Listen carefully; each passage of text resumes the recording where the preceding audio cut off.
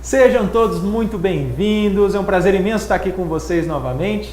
E hoje, no nosso Papo Saúde, a gente tem um tema muito bacana. Vamos falar sobre saúde, sobre bem-estar, sobre beleza e você não pode perder absolutamente nada. Eu sou o Lucas Tosi e esse é o Papo Saúde.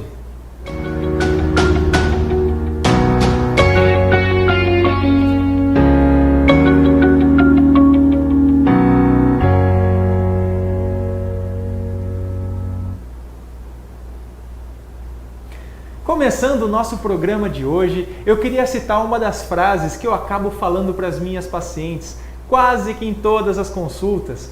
Muita gente hoje acaba olhando para algumas doenças, o aparecimento de algumas doenças, e acaba culpando ou falando que é uma fatalidade, ou a culpa é da genética, meu pai era assim, eu também sou, e a gente não pode cometer esse mesmo problema. Essa frase, pessoal, é a seguinte: nós temos que ser donos das nossas escolhas e não vítima das consequências delas. Então, sempre planta sua sementinha lá com 10, 15, 20 anos de idade. Não para você colher dali um ano, um mês ou semanas, mas dali vários anos, quando você tiver 50, 60 anos. A forma como você vive a sua vida vai dizer muito lá na frente. Depois de você carregar toda essa bagagem, você pode chegar lá na frente e tá uma pessoa bem satisfeita, feliz, alegre, ou não, uma pessoa por algum motivo que está trazendo problemas de saúde e assim por diante. Então, é muito legal que vocês sejam donos das suas escolhas e não vítima das consequências delas. E retomando o nosso programa anterior com a Cíntia, algumas perguntas surgiram aqui pra gente e uma das que mais apareceu foi onde a Cíntia atende. Então, já de antemão, vou deixar o contato dela passando aqui embaixo para vocês, tá certo? E o endereço é Rua Luso Brasileira 444. Fiquem à vontade para agendar com ela e ela me prometeu que para as pacientes que disserem que assistiram o Papo Saúde, ela vai fazer uma avaliação gratuita, pessoal. E hoje, entrando no nosso tema, um tema que envolve bastante a minha área, eu consegui trazer aqui uma amiga, além de excelente médica e endocrinologista, a gente, na verdade, é amigo de infância, uma profissional altamente competente, a doutora Amanda Saleme. Amanda, é muito gratificante estar com você aqui. Eu fiquei muito feliz de ter sua presença, falando de um tema que envolve um assunto extremamente atual, extremamente importante. Seja muito bem-vinda aqui no Papo Saúde. Obrigada, Lucas. É um prazer estar aqui com vocês. Como o Lucas já disse, nós somos amigos de infância, né? Colegas de profissão, mas antes de tudo amigos de infância de muitos anos atrás. É um prazer estar aqui com todos vocês. Principalmente falando de um assunto que eu amo, da minha área, que nós vamos falar de gestação, né? E nesse momento que eu tô agora, gestante de 26 semanas. Então é uma honra estar aqui falando sobre esse tema. Legal, trabalhando firme e forte, inclusive, né, Amanda? Que coisa boa. Amanda, um dos maiores problemas que nós temos na atualidade é a obesidade. Cada vez mais as pessoas estão ficando mais obesas, elas estão tendo acesso a alimentos de péssima qualidade e o resultado é quase que óbvio. E dentro da obstetrícia nós também estamos percebendo isso. Cada vez mais as grávidas estão nesse ponto de uma forma excessiva, o peso está numa forma excessiva. Como é que você faz esse controle? O que é a obesidade para vocês? Como que você conduz a obesidade no caso da mulher grávida? Então, a mulher, na verdade, né, a obesidade associada à mulher está realmente sendo um problema muito grande para nós. Porque, principalmente, não só para as gestantes, mas naquelas que estão tentando engravidar. Então, a obesidade entra aí com uma dificuldade para que essa mulher engravide, né? Por conta da resistência insulínica, da insulina aumentada, o ciclo hormonal da mulher, né, a gente sabe que ele é todo alterado e elas acabam não ovulando. Geralmente a gente tem uma síndrome do ovário policístico associado com maior dificuldade de gravidez. Então, a perda de peso antes da gestação é extremamente importante. E no caso dessas pacientes que você comentou a respeito do ovário policístico, né? Como você orienta elas? Porque na verdade o ovário policístico é uma síndrome metabólica e as pessoas esquecem disso, acham que o problema é única e exclusivamente no ovário, uma mulher que não ovula. Mas como você orienta essa paciente que tem, por exemplo, o ovário policístico? Pra gente, a principal orientação, né? A mulher que tem síndrome do ovário policístico é uma síndrome bem completa. E geralmente ela tem uma alteração metabólica associada à obesidade, uma resistência insulínica importante. Então, o principal tratamento para a síndrome do ovário policístico é dieta, atividade física e uma perda de peso. Antes da gente pensar em qualquer tipo de medicação, né? Porque daí depende do que essa mulher quer, em que fase da vida ela está. Se ela está numa fase que ela não quer engravidar ou se ela está numa fase que ela quer engravidar, então o tratamento medicamentoso vai oscilar dependendo de cada fase da vida. Mas o principal é a dieta e a atividade física. Legal. E existem casos em que as mulheres até vão fazer esse acompanhamento, elas fazem uso de alguma medicação, eu queria até que você falasse um pouquinho mais dessas medicações, e às vezes elas acabam engravidando fazendo uso dessas medicações. Como é que a gente procede nesses casos? Quando a gente usa determinada medicação para a mulher perder peso, né? Então ela veio até nós querendo perder peso porque ela está tentando engravidar. O mais importante é ter um acompanhamento profissional junto. Eu gosto muito de um acompanhamento multidisciplinar entre o endocrinologista, a nutricionista, né? Para estabelecer uma dieta adequada. E quando a gente tem um tempo para esse planejamento, junto com a paciente, dá para a gente sim usar determinadas medicações para ela perder peso e alcançar a meta desejada, né? Para que ela entre numa gravidez mais segura, com um menor risco. Mas o que a gente sempre tem que orientar a paciente é que nenhuma medicação para perda de peso é aprovada na gestação. Então, podemos usar sim, mas a gente vai orientar essa paciente que nesse período que ela estiver nesse plano terapêutico, ela tem que prevenir a gestação. Perfeito, perfeito. E existem algumas mulheres, né, que acabam engravidando num sobrepeso ou até numa obesidade. Como que a gente procede nesses casos, onde a mulher já está acima do peso e ela não conseguiu ter a perda, ela não conseguiu ter um planejamento? Como que funciona a gravidez para essa mulher? Essa gravidez, ela vai ser uma gravidez considerada de maior risco, né? Ela não entrou num peso adequado. Então, uma gestação vai ter um ganho de peso por conta da gestação e ela não entrou no peso adequado. Sem pânico, se a gente tiver um acompanhamento profissional, obstetra, endocrinologista, nutricionista acompanhando, ela pode ter uma gestação normal, né? Mas desde que a gente sempre tenha determinados cuidados. O principal cuidado para as mulheres que entraram na gestação já em sobrepeso e obesidade é o cuidado com o ganho de peso. Então, esse é um dos principais cuidados.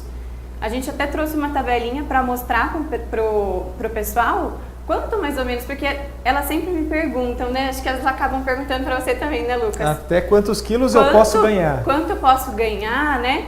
Então, essa tabelinha mostra pra gente, quando a gente entra o IMC, o que a gente sempre calcula, né? O peso sobre a altura. Então, dependendo do IMC que essa mulher entrou na gestação, ela tem uma determinada quantidade de peso que ela deve ganhar ao longo dessa gestação. Então, as mulheres em sobrepeso, elas devem ganhar em torno de 7 a 11 quilos.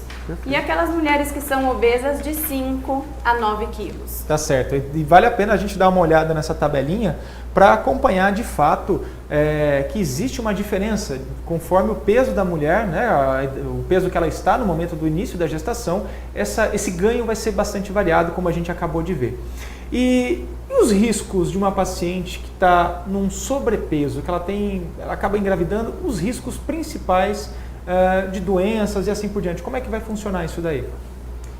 Os riscos da mulher obesa e em sobrepeso na gestação são riscos de aborto, né? É mais difícil da gente ter nidação daquele embrião no endométrio.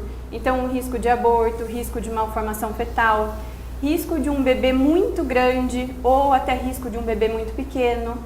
Isso o Lucas fala até com mais propriedade, porque a gente vai ter dificuldade no parto, né? Desses bebês grandes, a gente tem trauma no parto. O pós-parto para essas mulheres é um pós-parto mais difícil, com maior risco de eventos cardiovasculares, de um tromboembolismo, de sangramento, né, Exato, Lucas? maior chance de infecção.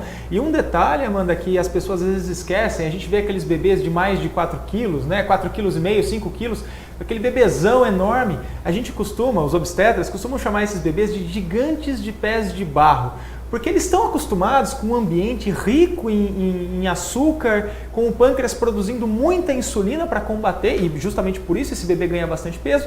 Só que quando é cortado o cordão umbilical, todo esse aporte de açúcar ele acaba sendo removido.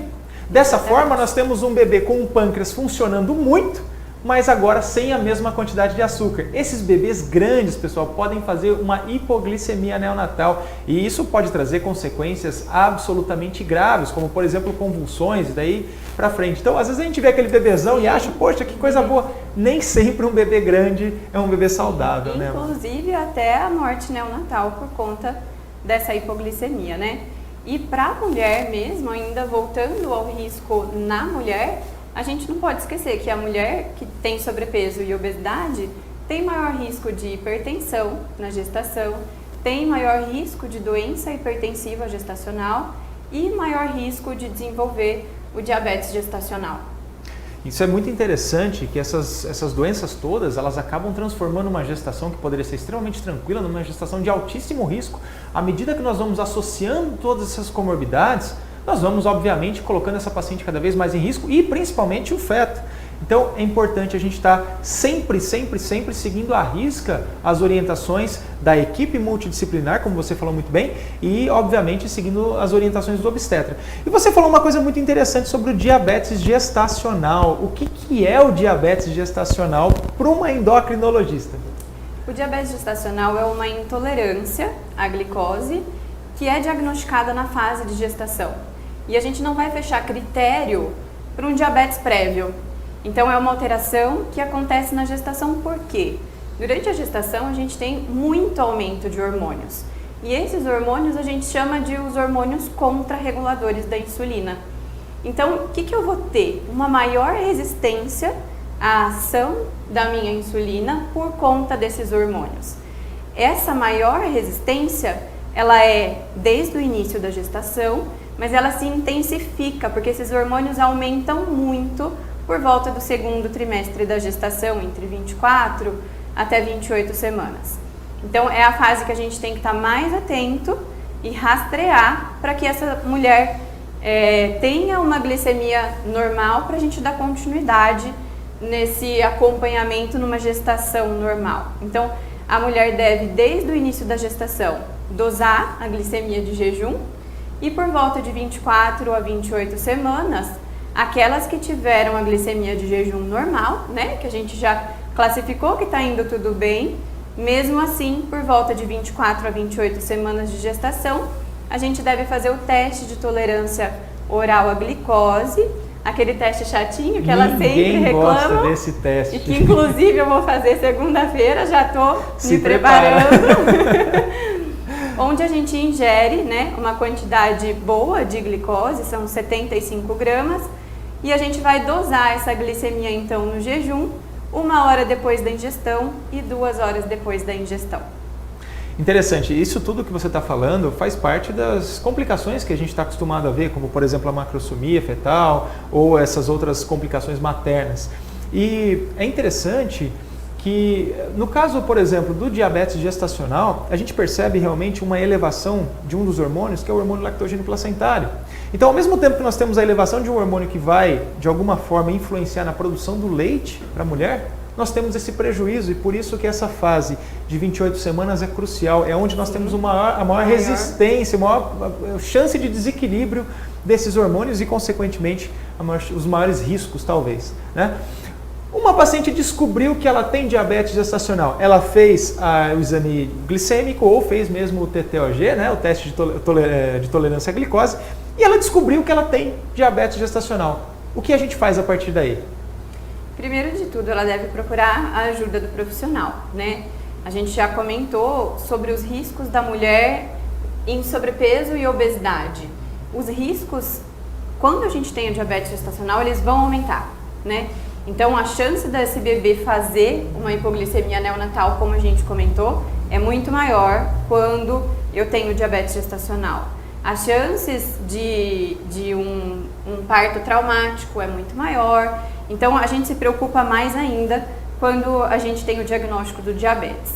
O primeiro tratamento é dieta e atividade física, desde que liberada pelo obstetra, né, Lucas? Desde que, sim. que a gente não tenha nenhuma contraindicação a essa atividade física. São atividades leves, principalmente uma caminhada de mais ou menos uns 30 minutos e uma dieta bem adequada, uma dieta onde a gente vai eliminar açúcar daquela refeição da paciente, eliminar ultraprocessados, eliminar o açúcar e ter um controle bem rigoroso, onde a gente pede para que essa gestante faça a glicemia capilar. Então, o que é a glicemia capilar, né? Aquele furinho no dedo, vou com o aparelhinho e vejo quanto está a minha glicemia.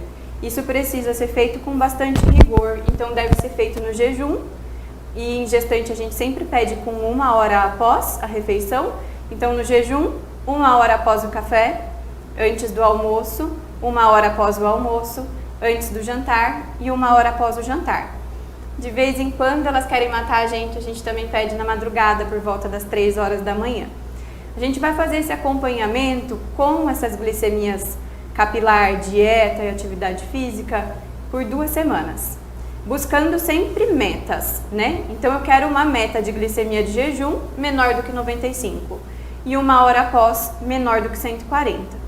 Se essa mulher não atingir essa meta, aí a gente vai pensar em associar medicação. Medicação tem é bem controverso, né? Mas a gente sabe que o principal aí, a nossa principal escolha e tudo que a gente tem de melhor para a gestação é a insulina. Mas isso é muito controverso, né, Lucas? Existiu uma polêmica até uns 2 anos atrás, que é a metformina, que é uma medicação bastante utilizada hoje por várias pessoas que são diabéticas, ela não poderia ser utilizada na gestação. Em 2018 o uso foi liberado, todo mundo pode usar, é uma boa opção, e de repente em 2019 voltou, não, é só a insulina mesmo. Enfim, então é uma coisa que ainda está sendo estudada de uma forma bastante aprofundada. Não se tem ainda uma certeza dos efeitos, né? Quando a gente tem uma novidade, uma medicação nova sendo utilizada, ou uma medicação antiga, mas sendo utilizada para um fim novo, né? A gente não sabe exatamente qual vai ser a repercussão. Então, de repente, ok, ela controla a glicemia nesse período da gravidez, mas a gente não sabe o pós e depois. E quando esse bebê que estava na barriga da mãe tiver 10 anos, 15, 20, 30, 50 anos, a gente não sabe ainda qual a repercussão. Isso só o tempo vai dizer pra gente. Exatamente. Para essas pacientes que acabam, de alguma forma, tendo um controle inadequado e elas precisam da insulina, são pacientes que têm que realmente seguir bastante à risca por conta de ser uma medicação injetável, por conta de ter riscos de hipoglicemia, se a pessoa não souber como aplicar, enfim. Ou mesmo a hiperglicemia, se ela deixar de aplicar. Como é que você conduz esses casos, essas pacientes? Como que você orienta? Como que você explica para ela a importância do uso adequado da medicação? A orientação é a mesma. Mesmo para aquelas que não usam insulina, né? A gente sempre bate na tecla dos riscos daquela glicemia alterada, dos riscos para a mãe, dos riscos para o bebê, né? E a partir do momento que a gente coloca a insulina, eu tento fazer de tudo para que seja uma coisa leve, né? Já não é tão tranquilo eu ficar fazendo aquela glicemia, no mínimo que eu peço, são 4 vezes ao dia. E a insulina também, a gente sabe que a aplicação da insulina também são várias aplicações durante o dia. Então, a gente tenta fazer como se fosse um tratamento mais tranquilo, de uma forma leve. E geralmente as mamães aderem bastante, né? É uma fase em que a gente tenta fazer de tudo que a gente pode. Então tem uma comida muito gostosa que a gente tem vontade de comer, mas que para o meu filho não vai fazer bem, então eu tento evitar aquilo. Então eu acredito que para as mães que têm diabetes gestacional e que também usam insulina, elas levam da mesma forma. O acompanhamento com uso de insulina também é o mesmo, né? Em fazer as glicemias capilar, e de acordo com essas glicemias, a gente consegue manejar as doses de insulina. Mas o principal é a dieta e a atividade física, e no diabetes gestacional é a principal conduta. A insulina, ela entra mais quando a paciente tem diabetes tipo 1, né? Aquelas pacientes que já tinham diabetes prévio, antes da gestação. Aí a gente acaba utilizando mais medicação. Mas para a diabetes gestacional, o principal tratamento é o controle alimentar mesmo. As mulheres que já são insulino-dependentes antes mesmo da gestação são realmente pacientes de mais difícil controle. Elas têm uma tendência muito grande a fazer hipoglicemia ou picos de hiperglicemia, e isso para o feto é absolutamente prejudicial. Então são pacientes que a gente realmente tem uma certa dificuldade. Mas a gente falou bastante aqui, Amanda, sobre o andar da carruagem, né, durante a gestação, né? Pode usar, não pode, como é que a gente faz, já engravidou e tal. Mas esse bebê nasceu. E aí, como é que funciona o período pós-parto? Quais as orientações que a gente deve dar para essas pacientes? Tanto as que usam insulina, as que não usam insulina. Mas qual é a orientação de uma forma geral para essa mulher que agora, que estava gestante, vai passar a amamentar? Antes de responder essa pergunta, como a gente entrou no link do diabetes prévio, eu queria só passar uma informação bem importante que eu acho, principalmente para as pacientes que são diabéticas, que elas devem planejar bem a gestação. Então, elas devem entrar na gestação com um controle do diabetes bem adequado, porque o risco para essas pacientes é um risco maior. Todos esses riscos que a gente comentou em relação ao diabetes gestacional, eles também são para aquela paciente que já tem o diabetes tipo 2 ou que já tem o diabetes tipo 1 antes da gestação. Então, mas a gente tem alguns riscos a mais para essas pacientes. Se eu engravidar com uma hemoglobina glicada, que é o meu controle glicêmico, né? Um parâmetro laboratorial para a gente ver como que está o controle glicêmico. Se eu engravidar com uma hemoglobina glicada muito alta, em torno de 10, os riscos de má formação fetal para esse bebê são muito grandes. Então a orientação é que sempre seja bem planejada essa gestação. E a gente quer que essas mamães entrem na gestação com uma hemoglobina glicada menor do que 6,5. Porque, além dos riscos para o bebê, os riscos para a mãe também são maiores. Então as complicações associadas ao diabetes, principalmente a retinopatia diabética, ela pode aparecer durante a gestação e ela pode se agravar ainda mais. Então, é de extrema importância o controle glicêmico antes da gestação. Agora eu vou responder a pergunta do Lucas, não sei se você quer complementar mais uma coisinha sobre isso. Não, eu achei fantástico, realmente um dos maiores medos que a gente tem é aquela paciente que chega pra gente já descompensada. Você compensar uma paciente no início da gestação, que seja, às vezes ela até demora até para procurar o atendimento, então você já pega uma coisa mais avançada, isso vai trazer um prejuízo muito grande para ela, mas principalmente para o feto. O risco de malformação é realmente muito importante. Então, a paciente chegando bem estabilizada é uma situação, e a paciente que chega desequilibrada, totalmente desregulada hormonalmente falando, tem bastante risco Sim. de desenvolver algum problema. Uhum. E voltando então agora vamos falar ao puerpério. No pós-parto, né? Para as pacientes, especificamente aquelas que têm diabetes gestacional, logo após o parto, geralmente elas já normalizam essa glicemia. A gente não pode esquecer que o risco dessa paciente desenvolver diabetes tipo 2 e o risco desse bebê desenvolver diabetes tipo 2 no futuro é um risco muito grande. Então, depois de 5 a 15 anos depois desse parto, ela ainda tem um risco muito grande de desenvolver diabetes. Então, essa mulher, ela sempre deve estar atenta aos cuidados e um controle médico adequado, né? Sempre está dosando a glicemia, pelo menos a cada 6 meses a gente está acompanhando para ver se ela não vai desenvolver o diabetes. E logo após o parto, 6 semanas após, nós vamos fazer o teste novamente, a glicemia de jejum e o teste oral de tolerância à glicose, para ver se essa mulher se encontra ainda no estado de diabetes, se ela desenvolveu um diabetes tipo 2 ou se essa glicemia normalizou. Na maioria dos casos, a glicemia normaliza. para as pacientes que já tinham diabetes antes da gestação.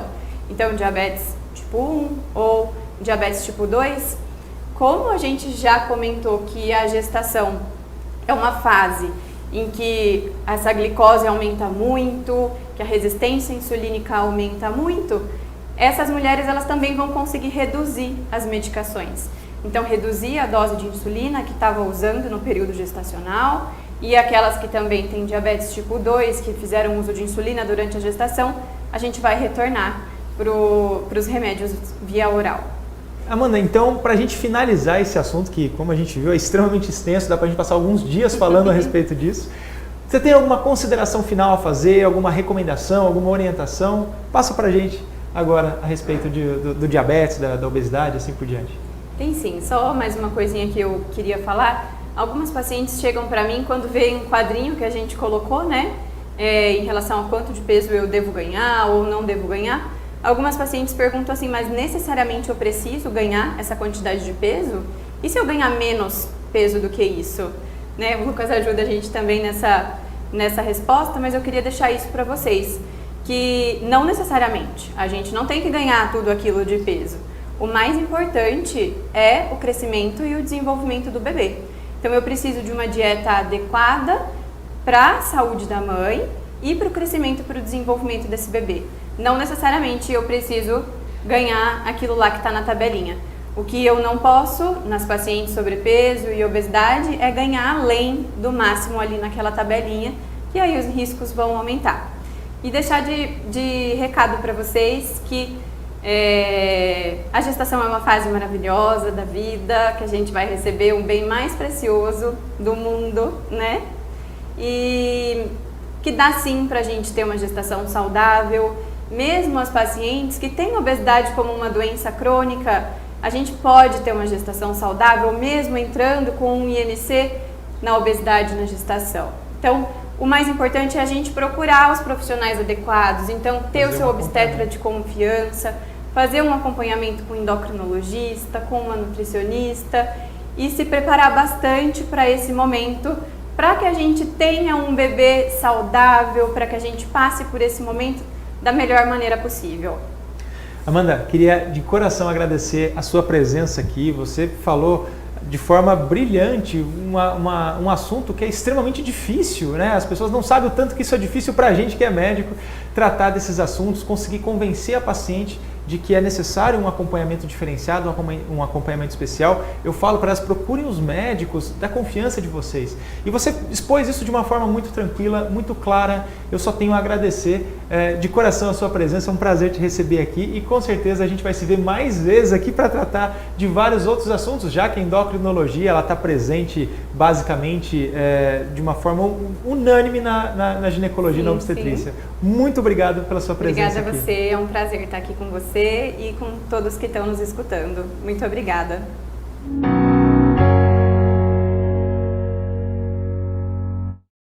Camélia, a loja online de acessórios femininos para o seu estilo, do casual ao contemporâneo. Confira todas as nossas novidades no nosso Instagram.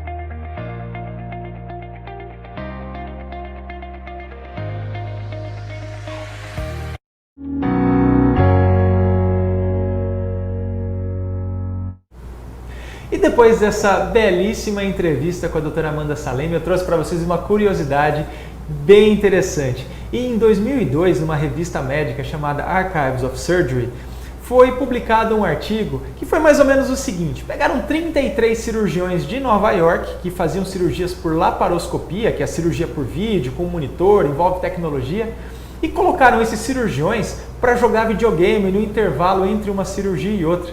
E o que eles observaram foi que 9 desses 33 cirurgiões que já jogavam videogame em casa pelo menos 3 horas por dia tiveram um desempenho muito maior. Eles foram 27% mais rápidos e cometeram 37% menos de erros durante os procedimentos. Então, pessoal, existe realmente uma certa desenvoltura maior, um desenvolvimento da habilidade manual nas pessoas que, de alguma forma, jogam videogame em algum momento da vida. Então, nem sempre a gente tem só o malefício do videogame, tá certo? Achei interessante colocar para vocês, espero que vocês tenham gostado. E Para a gente finalizar o nosso programa de hoje, queria lembrar que todo esse conteúdo vai estar no canal 13 aqui da NET de Bauru, nas mídias sociais da TVC, nas mídias sociais do Dr. Lucas Tosi, do Instituto Tosi, que você já conhece. Então, pessoal, eu espero que vocês tenham gostado desse assunto bastante extenso que a gente comentou aqui. Espero que vocês nos acompanhem no próximo programa e um forte abraço. Até mais!